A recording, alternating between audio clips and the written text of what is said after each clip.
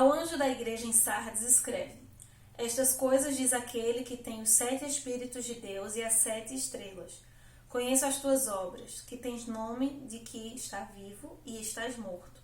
Sê vigilante e consolida o resto que estava para morrer, porque não tenho achado íntegras as tuas obras na presença do meu Deus. Lembra-te, pois, do que tens recebido e ouvido. Guarda-o e arrepende-te. Porquanto, se não vigiares, virei como ladrão, e não conhecerás de modo algum em que hora virei contra ti. Tens, contudo, em Sardes umas poucas pessoas que não contaminaram as suas vestiduras e andarão de branco junto comigo, pois são dignas.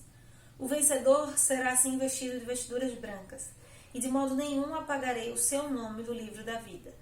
Pelo contrário, confessarei o seu nome diante do meu Pai, diante dos seus anjos. Quem tem ouvidos, ouça o que o Espírito diz às igrejas.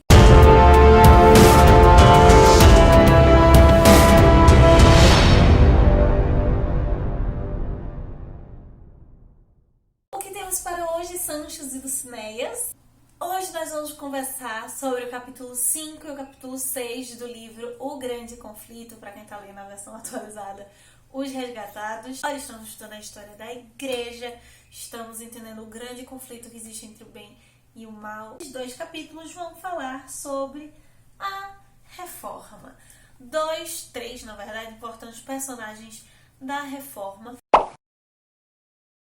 Começando, além de Lutero, quais são os favoritos, aqueles que a gente conhece mais? Sou meio tendenciosa para pensar em todos aqueles que traduziram a Bíblia, né? A pessoa de letras aqui.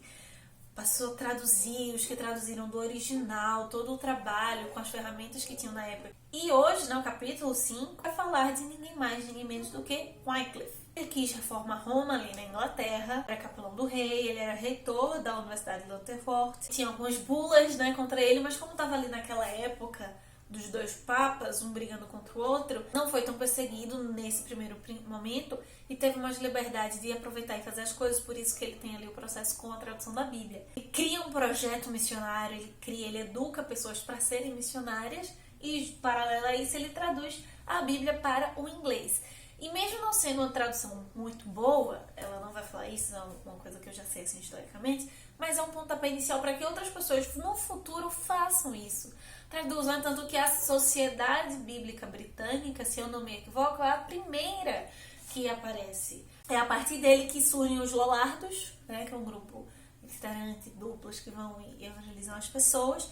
E ele prepara ninguém mais, ninguém menos do que John Huss. Esses homens, eles não tinham a verdade completa. Eles tinham ali os 5 solas, começaram a estudar a Bíblia, e o que ia sendo revelado, eles iam agarrando e iam seguindo. Muitos deles não tiveram tantas revelações assim, algumas coisas ainda da época da Reforma vão ser descobertas, vão ser melhor amarradas no século XVII, no século XVIII. E o que ela deixa claro é que o que eles tinham, eles eram fiéis. Os que aqueles homens recebiam, eles iam ali se agarrando porque eles amavam a Cristo de verdade, eles tinham sinceridade e eles colocavam a Bíblia, a palavra de Deus, acima de tradições, acima do que eles achavam, principalmente acima do conforto deles. Aqui estamos falando de traduções. E o Wycliffe, o homem que traduziu a Bíblia para o inglês, eu quero saber qual a versão que você mais gosta de estudar a Bíblia. Pode ser a questão linguística, tipo, eu prefiro espanhol, prefiro italiano, alemão, para o pessoal aí das línguas, ou questão de versão mesmo. Eu prefiro a Bíblia viva, eu prefiro a Almeida atualizada. Ultimamente, a minha Bíblia favorita é a tradução da Jerusalém. Sobre 2 grupos muito especiais que vão ser importantíssimos. Eles são pré-reforma, né? Eles são antes de 1515, 1512, vão influenciar Lutero, Calvino, outros. São os valdenses e os albigenses. Os valdenses, né, descendentes de Pedro Valdo, nós já falamos sobre Pedro Valdo aqui, que eram as pessoas que viviam nos Alpes, nas colinas.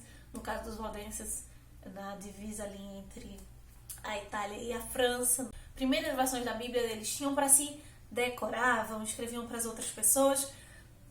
Existem livros só sobre os valdenses. Começar falando justamente quando eles são expulsos e eles fogem para a Boêmia. A Boêmia de que a verdade prevaleceria ali sem espada.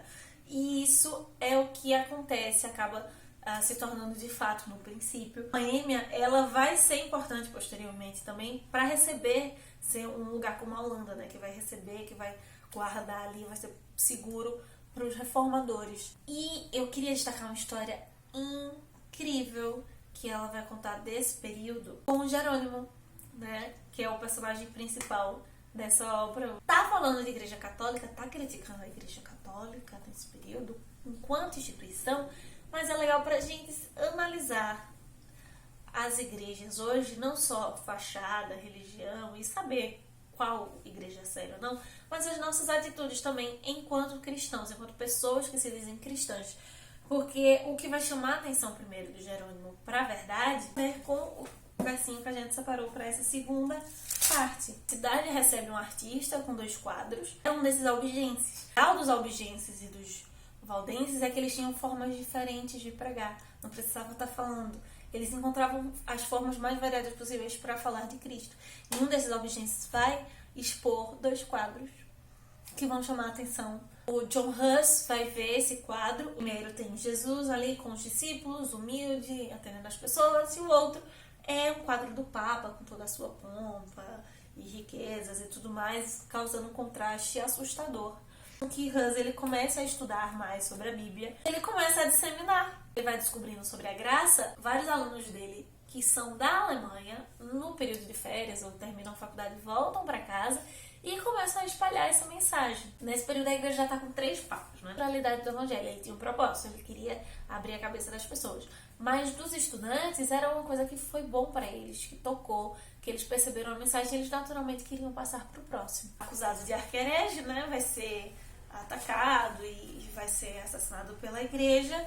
O seu principal discípulo, o seu braço direito, Jerônimo de Praga, acaba sendo preso também. Desse modo surgem os hussitas, que eram as pessoas que seguiam as ideias do John Huss. E é uma vitória, por mais que ainda seja uma questão de consenso ali, mas eles acabam, pela graça divina, aceitando algumas coisas.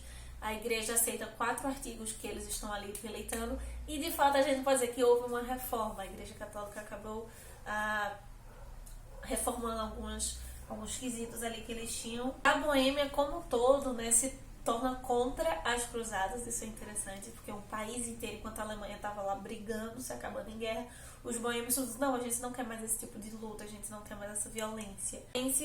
E os hussitas acabam se juntando, trocando ideias, conversando. No início do século XVI já existiam mais de 200 igrejas dos morávios ali na Boêmia. Isso foi legal de ver esse capítulo, porque mostrei isso, que a reforma não era cisão, a reforma era para reformar, né? Como a própria palavra já diz. Assim como Deus nos dá livre-arbítrio, muitos desses reformadores perceberam isso, aceitaram isso e não foram pela força impor a fé ao outro, né? Instituíram a liberdade religiosa, não sei só para eles, que vai ser um problema que a gente vai ver lá nos Estados Unidos depois, é pro próximo também. Então é isso, meus queridos cavaleiros andantes, que vem para falar sobre esse livro novamente, com os capítulos 7 e 8, possamos sair da biblioteca e ter muito além de manhã de ver. Valeu!